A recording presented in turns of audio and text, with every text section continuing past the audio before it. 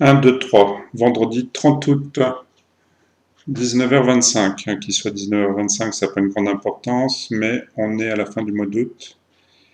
Et il faudrait voir comment les marchés clôturent ce soir, s'ils clôturent fondamentalement différemment.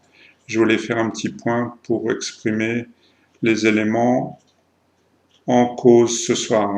Alors, sur le CAC 40, on a quand même, franchement, depuis quelques jours, beaucoup monté par rapport à l'intervention de Trump après le G7 en particulier cette semaine. On a débordé, le peu qu'on trace un niveau à peu près comme ça, on a débordé cette résistance. Le DAX, même combat. On a assez largement dépassé ce niveau qui était en place sur tout le mois d'août. Donc c'est un signal européen assez fort de hausse. Par contre, en opposition à ça, on a les États-Unis qui réagissent différemment. Aux États-Unis, sur l'indice large S&P 500, on n'a pas débordé le niveau. Et même si on regarde bien ce qui se passe en journalier qu'on est en train de faire ce soir, une shooting star de rejet de ce niveau-là. Même sur le Nasdaq, je crois qu'on a la même chose. On n'a pas franchi à la hausse ce niveau du mois d'août. Donc on est en contradiction parfaite entre le fait que est-ce qu'on subit une décorrélation forte de l'Europe à la hausse, alors que les États-Unis sont cantonnés sous ces niveaux-là.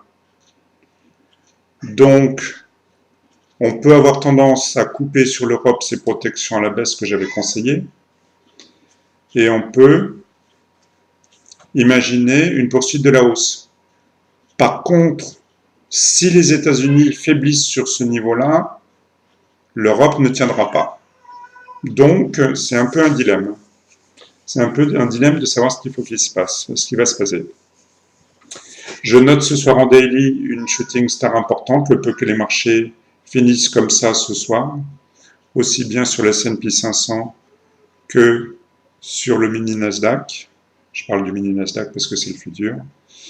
Et il y a à noter aussi sur l'Europe, potentiellement regarder comment finit cette figure-là, si c'est pas une espèce de doji d'incertitude de shooting star. Ça, c'est l'Eurostock 50. Voilà, donc je répète, une ambiguïté entre la hausse de l'Europe sur le CAC, sur le DAX, et ce qui se passe aux États-Unis à être cantonné sous un certain niveau. Voilà, donc on ne va pas pouvoir dire plus ce soir. Fin de l'enregistrement.